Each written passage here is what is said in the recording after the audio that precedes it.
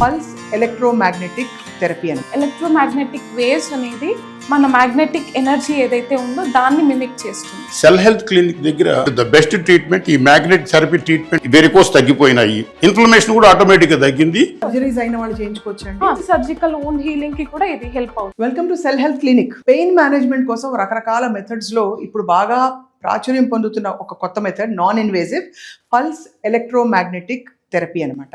ఇది cell health clinic లో exclusively offer చేస్తున్నారు. I have with me doctor Jasitha. వారిని అడిగి తెలుసుకుందాం అసలు ఏంటిది అని చెప్పి. Doctor Jasitha, thank you for letting us in to your room అండి ఇక్కడ.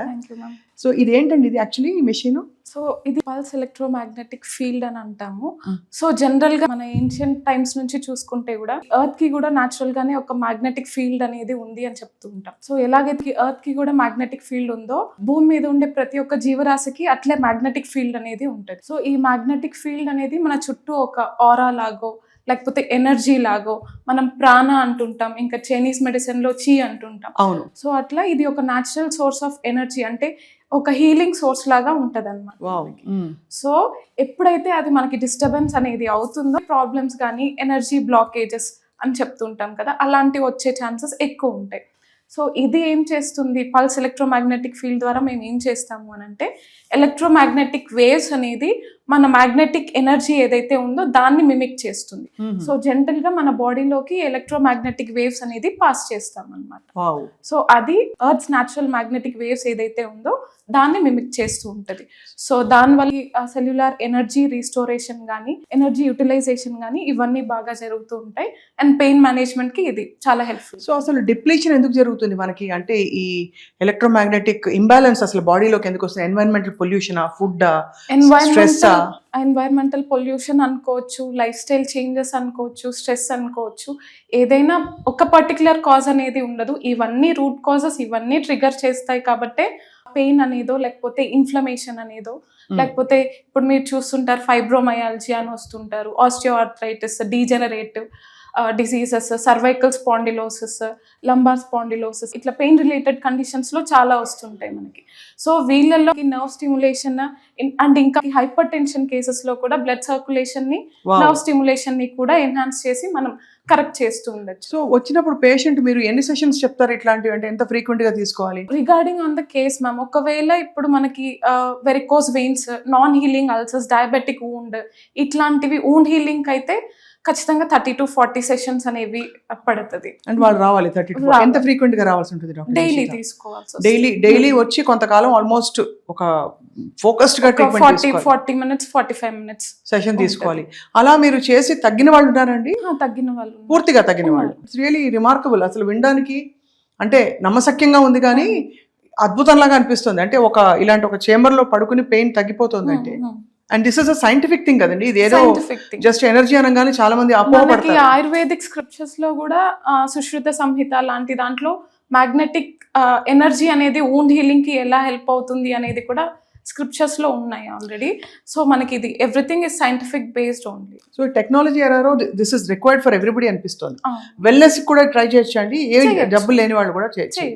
సో ఇమీడియట్ గా ఒక 40 నిమిషాలు బయటకు వస్తే సూపర్ మ్యాన్ లా ఫీల్ అవుతారా? స్ట్రెస్ కండిషన్స్ ఏవైనా ఉన్నాయి, నిద్ర పట్టడం లేదు, సో దానివల్ల మన సర్కాడియన్ రిథమ్ ని కూడా ఇది కరెక్ట్ చేస్తుంది. సో మనకి సూదింగ్ ఎనర్జీ బాగుంటది, సూదింగ్ గా కామింగ్ ఎఫెక్ట్ ఇస్తుంది. సో స్లీప్ రిలేటెడ్ ప్రాబ్లమ్స్ ఎవరైనా ఉన్నారు, stress related conditions, insomnia and ఇంకా కాగ్నిటివ్ ఫంక్షనింగ్ సరిగా లేదు, సో వాళ్ళకి కూడా ఇది బెనిఫిషియల్ గా. బేసిక్ గా ఇట్ ఇస్ ఇది ఒక రిజ్యూవినేషన్ లాగా లోపల నుంచి రీసెట్ చేసేస్తుంది మొత్తం. అది చాలా ఫ్యాసినేటింగ్ గా ఉందని చెప్పి దీనికి ప్రిపేర్ అయ్యి వచ్చినప్పుడు చెవులవి కమ్మలు అన్ని తీసేయాలా? అంటే ఎలక్ట్రోమాగ్నెటిక్ వేవ్స్ కాబట్టి అవన్నీ తీసేయాల్సి. కొంచెం అందరూ కొంచెం భయపడతారు, కరెంట్ షాక్ కొడుతున్నాయి ఏంటో అని చెప్పి. రైట్, వాళ్ళు ఫీల్ అవుతారండి సెన్సేషన్? కొంచెం ఫీల్ అవుతారు అంటే మినిమల్ ఎనర్జీ ఏదో పాస్ అవుతుంది అనే ఫీల్ అనేది తెలుస్తుంది. బట్ మనం ఏదైనా చూడాలి, మనం ఏదైనా వాచ్ పెట్టుకొని చూసామంటే you can feel the energy. So A body part ఉందో ఆ బాడీ పార్ట్ అక్కడ రావాలా, లేకపోతే based on the condition parts ఉంటాయి, పార్ట్ 1, పార్ట్ 2, పార్ట్ 3 అని ఇవి జరుపుతూ పోతారేమో. జరుపుతూ పోతాం. అది ఎక్కడ అవసరం. మిడ్ బాడీ అంటే మధ్యలోకి మధ్యలో జరుపుతారు. హెడేక్, స్ట్రెస్ ఇట్లాంటివి అంటే పైన, లేదంటే కాళ్ళ నొప్పులు, వారికోస్ వెయిన్స్ కి కిందకి జరుపుతారు. డిపెండింగ్ ఆన్ ద కండిషన్ మనకి ఫ్రీక్వెన్సీ మారుతూ ఉంటది, ఫంక్షనింగ్ కూడా మారుతుంది. చాలా బాగుందండి, కొత్త విషయం తెలుసుకున్నాం ఇవాళ. మీకు ఎవరైనా నయమైన పేషెంట్ ఉంటే వాళ్ళతో మాట్లాడతాం. ఉన్నారండి. ఈయన మేజర్ కంప్లైంట్స్ ఏంటి అంటే hyper tension with varicose veins ఉన్నింది. సర్జరీ వరకు వెళ్ళాలి, సర్జరీ లేకుండా అవ్వదు అని చెప్పారు.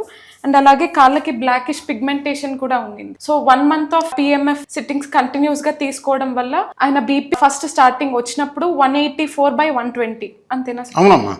184/120 అనేది ఉండింది. అండ్ 1 month ఆఫ్ సిట్టింగ్స్ అయిపోయాక 120/80, 74 ఈ రేంజ్కి వచ్చింది. అండ్ టాబ్లెట్స్ కూడా టాపర్ చేయడం జరిగింది.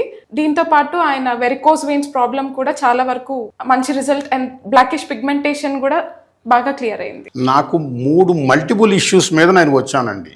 ఒకటి హై బీపీ ఉండేది, ఎన్ని మెడిసిన్స్ వాడినా నాకు తగ్గేది కాదు. రెండవది వెరికోస్ వెయిన్స్ ఉన్నాయి. అది కాకుండా మోకాళ్ళ దగ్గర ఇన్ఫ్లమేషన్ బాగా ఉండి కనీసం ఒక 100 meters కూడా నేను నడవలేని పరిస్థితుల్లో ఉన్నానండి. నేను 2-3 హాస్పిటల్స్ కూడా వెళ్ళాను. ఒకళ్ళ సర్జరీ చేయించుకోవాల్సిందే అన్నారు, కానీ గ్యారంటీ ఇవ్వలేమండి, it will be repeated in the future course అన్నట్టుగా ఒక కండిషన్ చెప్పి పంపించారు వాళ్ళు. సో ఆ టైంలో సెల్ హెల్త్ క్లినిక్ దగ్గర ఇటువంటి దానికి ట్రీట్మెంట్, ద బెస్ట్ ట్రీట్మెంట్ ఈ మ్యాగ్నెట్ థెరపీ ట్రీట్మెంట్ ఉందని తెలుసుకునేసి నేను అప్రోచ్ అవ్వడం జరిగిందండి. సో నేను ద వెరీ ఫస్ట్ డే నేను ఇక్కడికి వచ్చిన రోజు నా బీపీ మెసేజ్ చేసి నాకున్న ప్రాబ్లమ్ చూసిన తర్వాత 30 days పాటు డైలీ 40 minutes మీరు ఈ బెడ్ మీద ట్రీట్మెంట్ తీసుకుంటే మీకు క్యూర్ అవుతుందండి అని చెప్పడం జరిగిందండి. ద వెరీ ఫస్ట్ డే నేను చూశాను. మొదటి రోజు కొద్దిగా నేను భయపడ్డాను, పవర్ లాంటిది ఏదో బాడీలోకి ప్రవేశిస్తోంది అన్నటువంటి ఫీలింగ్లోకి వచ్చాను. బట్ తర్వాత రిలాక్స్ అయ్యి అప్పటి వరకు ఈ బీపీ వల్ల దీనివల్ల ఏ రోజు సరిగా లేకపోయినటువంటి నేను కూడా ప్రతిరోజు ప్రశాంతంగా పడుకునేటువంటి వాడిని. రెండవది వెరికోస్ తగ్గిపోయినాయి. అది కాకుండా ప్రతి 4 రోజులకి నా బీపీని డాక్టర్ గారు మానిటర్ చేస్తూనే ఉండేవారు.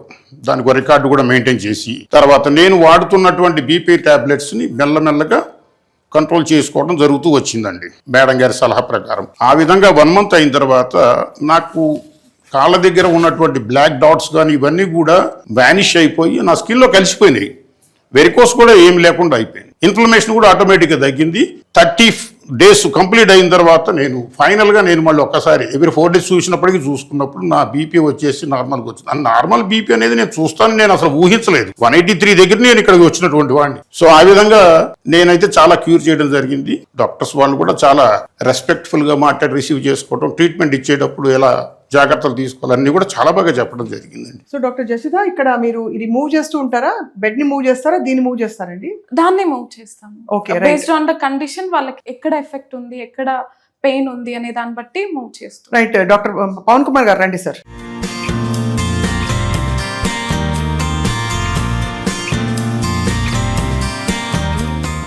సో ఒకవేళ మనకి స్ట్రెస్ రిలేటెడ్ ఇన్సోమ్నియా కానీ ఎట్లాంటి ప్రాబ్లమ్స్ ఉంది అని అంటే దీన్ని మనం పొజిషన్ 1 అని అంటాము. రైట్. సో దీన్ని బట్టి వాళ్ళకి ఒక ప్రాబ్లం ఎంత ఉంది అనే దాన్ని బట్టి 20 minutes ఏంటి అని టైం డివైడ్ చేస్తూ ఉంటాం. రైట్. నెక్స్ట్. సో నెక్స్ట్ ఇది మనకి పొజిషన్ 2. ఒకవేళ లంబార్ స్పాండిలోసిస్ కానీ ఇట్లా పెల్విక్ రిలేటెడ్ ఇష్యూస్ ఏమైనా ఉన్నా, స్పైన్ రిలేటెడ్ ఇష్యూస్ ఏమైనా ఉన్నా దానికి పొజిషన్ 2 అనేది ఇస్తుంది. నీ పెయిన్స్కి కానీ అట్లాంటి వాటికి కూడా మనం పొజిషన్ 2 ఇచ్చుకోవచ్చు. సో ఇది పొజిషన్ 3. పొజిషన్ 3 మనకి మళ్ళీ నీ పెయిన్స్ రావచ్చు, వెరికోస్ వెయిన్స్ రావచ్చు, నాన్ హీలింగ్ వూండ్స్ కానీ, డయాబెటిక్ వూండ్ కానీ ఇట్లాంటి కండిషన్స్కి పొజిషన్ 3. సో దీంట్లో మనకి నాన్ హీలింగ్ వూండ్ ఒకరికి ఉంటుంది అండ్ నాన్ హీలింగ్ తో పాటు వాళ్ళకి ఇన్సోమ్నియా రిలేటెడ్ కండిషన్స్ కూడా ఉంటుంది. సో అప్పుడు ప్రాబ్లమ్ సివియారిటీని బట్టి అది 20 minutes, ఇది 20 minutes, లేకపోతే half an hour, 10 minutes అట్లా డివైడ్ చేసుకుంటాం. అండ్ ఆబ్వియస్లీ మీరు చెప్తారు కదా ముందే ప్రికాషన్స్ ఎవరెవరు తీసుకోకూడదు ఈ థెరపీ అని. ఖచ్చితంగా ప్రెగ్నెన్సీలో ఉన్న వాళ్ళు బహుశా మీరు చేయరు ఈ థెరపీ. అవును. అండ్ అలాగే ఏదైనా ఇంప్లాంట్స్ ఉన్నా గానీ అట్లాంటి వాటిల్లో కూడా సర్జరీస్ అయిన వాళ్ళు చేయించుకోవచ్చు అండి. సర్జరీ, సి సెక్షన్ అయిన వాళ్ళు, సర్జికల్ వూండ్ హీలింగ్ కి కూడా ఇది హెల్ప్ అవుతుంది. బాగా హెల్ప్ అవుతుంది. ఏ విధమైన సైడ్ ఎఫెక్ట్స్ ఏమి ఉండవు. ఓన్లీ కాంట్రాఇండికేటెడ్ అంటే మనకి ఇంప్లాంట్స్ ఉన్నాయి, పేస్ మేకర్ ఉంది, ఇట్లాంటి వాళ్ళకి కాంట్రాఇండికేటెడ్. రైట్. చాలా కొత్త విషయం తెలుసుకున్నాయి వాళ్ళ. Thank you very much doctor Jasitha. And Pavan Kumar గారు